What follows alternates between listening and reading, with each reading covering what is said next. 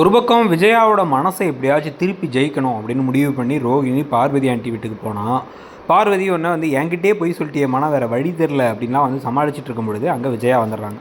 உடனே குடுன்னு போய் உள்ளார போய் ஒழிஞ்சிட்டதுக்கப்புறமா தான் வந்து பார்த்திங்கன்னா விஜயா இப்போ உடனடியாக வேலைக்கு வீட்டுக்கு வந்தோடனே வசிய மருந்து வைக்கிற சாமியாரை பார்த்து இவங்க 2 பேர்த்தையும் பிரிக்கணும். மனோஜையும் ரோகிணியும் பிரித்து, என் பையனுக்கு மனோஜ் அத்தனை டிகிரி முடிச்சிருக்கான், அவனை கண்டிப்பாக வந்து இப்போ வந்து ஷோரூம்லாம் வச்சுருக்கான், நிஜமான பணக்கார பிள்ளையை அவனை கட்டி வைக்கணும். அப்போ தான் வந்து அவனோட வாழ்க்கை சிறப்பாக இருக்கும். நாங்களும் வந்து ஒரு பணக்கார மருமக வச்சுருப்போம்.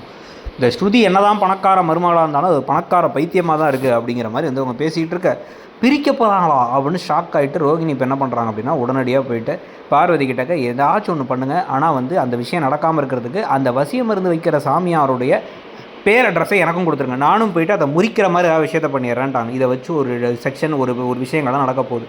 கொஞ்சம் கூட அது வந்து ஒரு நமக்கு ஒட்டாமல் இருக்கிறதுனால எனக்கு அதில் ஒரு இன்ட்ரெஸ்ட்டும் பெருசாக இல்லைன்னு வச்சுக்கோங்க. ஆனால் அதுக்கு எக்ஸாக்ட் ஆப்போசிட்டாக அந்த பக்கம் இந்த முருகனுடைய காதல் கதை இருக்குல்ல, வித்யாவும் முருகன் காதல் கதை, அது கொஞ்சம் நல்லாயிருக்கு. முருகன் என்ன பண்ணுறாரு அப்படின்னா வந்து வித்யாவை பார்க்க வராரு, பால்கோவாலாம் வாங்கிட்டு வந்துட்டு புது வீடு பார்த்துருக்கேன், அந்த வீட்டை வந்து புக் பண்ணுறதுக்கு முன்னாடி நீங்கள் பார்த்து ஓகே சொல்லணும் அப்படின்னா அவங்க நான் ஃப்ரெண்டை கூப்பிட்டு வரேங்கிறாங்க.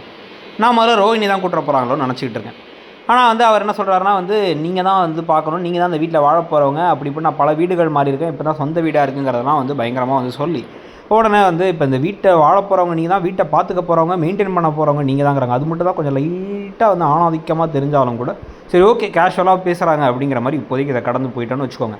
ஸோ இப்போ இதுக்கு பிறகு தான் வந்து பார்த்திங்கன்னா இவங்க என்ன பண்ணுறாங்கன்னா மீனாவை வந்து கால் பண்ணி வர வைக்கலான்னு வித்யா கால் பண்ணால் மீனா ஒரு ஷாக்கிங்கான சுச்சுவேஷனில் இருக்காங்க. முருகன் அந்த வீடு பார்க்குறதே வந்து கதிர்னு சொல்லி மனோஜை ஏமாற்றிட்டு போனார், அவர் தான் வந்து பார்க்குறாரு போல். அப்போ இதுவும் திருட்டு வீடாக தான் இருக்கணும்.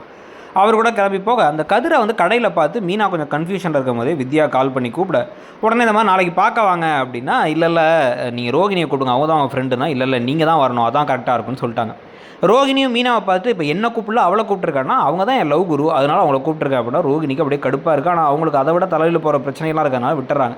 ஆனால் அந்த கதிரை இப்போ மீனா தான் கடைசியாக பார்த்து பிடிச்ச அந்த 30 லட்ச ரூபாய் வாங்க போகிறாங்களா, என்ன நடக்கும்னு நினைக்கிறீங்கிறத சொல்லுங்கள்.